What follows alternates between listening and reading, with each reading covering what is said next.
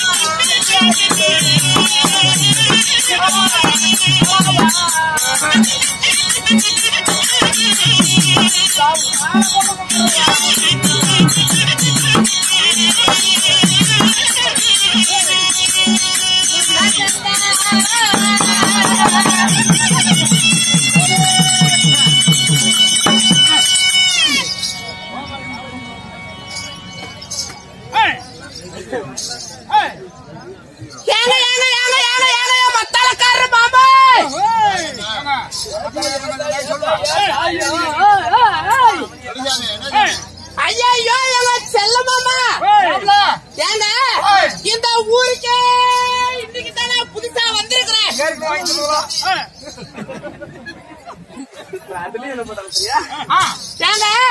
இப்படி நான் ஓடாடி வந்திருக்கிறேன். நான் யாருக்கிட்ட தாங்க போகட்டும்? யார்கிட்டையும் போகாத, நல்ல முத்தாண்டுகிட்டு போ. வடக்கு மாரியாக போட்டுருக்காங்க, கங்கணம் கட்டிருக்காங்க. இப்பேற்பட்ட ஊர் சனத்துல என்கிட்ட பேசுறதுக்கு ஒரே ஒரு குஞ்சாட எத்தனை குஞ்சாங்க தொங்கிக்கிட்டு கிடக்குது. எந்த குஞ்சு வேணாலும் பால் பேசுற மாதிரி வளவாளு பீச்சு பால் இருக்கலாமே. ஏங்க செல்லமாமா நீங்க ஒன்னும் ஆள் தெரியல. ஒன்னு பேசுறதுக்கு ஆள் வேணும். ஆமாங்க, ஒண்ணு கவலைப்படாத. சரி அவனே பரவாயில்ல.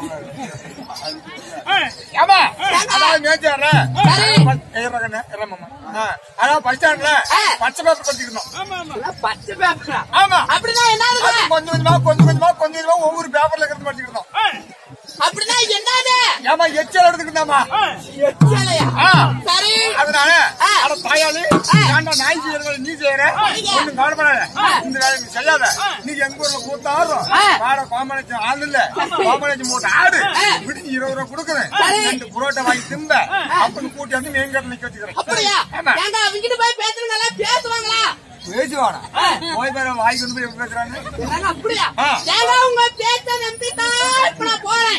நான் போய் பாக்கட்டுமா? என்ன மட்டும் நம்பு. 3 மாசம் முன்னாடி சொன்னா கேளு. அப்படியா? ஏதோ ஒண்ணு. நான் போய் பாக்குறேங்க. போய் வா.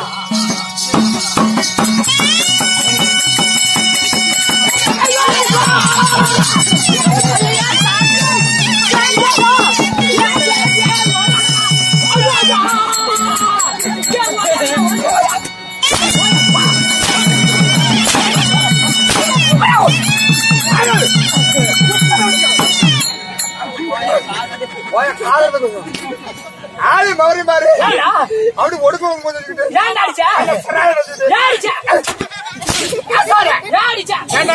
ஒரு அழகான பிள்ளை ஒரு பிள்ளை பார்த்து நசுக்கு தெரியாது.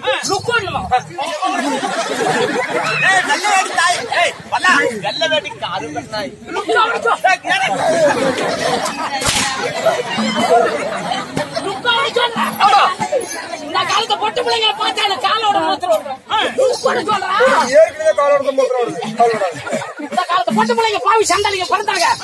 ஒரு நாளைக்கு 50 பேர் விட்டு 60 பேர் விட்டு 70 பேர் விட்டு என்ன செஞ்சோம்? எத்தனை தந்தி பாப்பாங்க வருது எங்களால. ஆமா எப்படின்னு சொல்லுவேன். முத்துராஜ் மாமன் சொல்லுவேன்.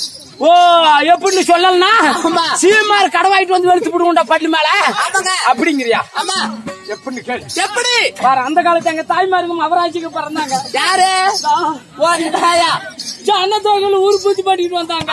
சரி, இந்த காலத்து பொட்டு பிள்ளைங்க பிறந்தீங்க எல்லாம் ஜனங்களே ஆகுது எங்களாலயா?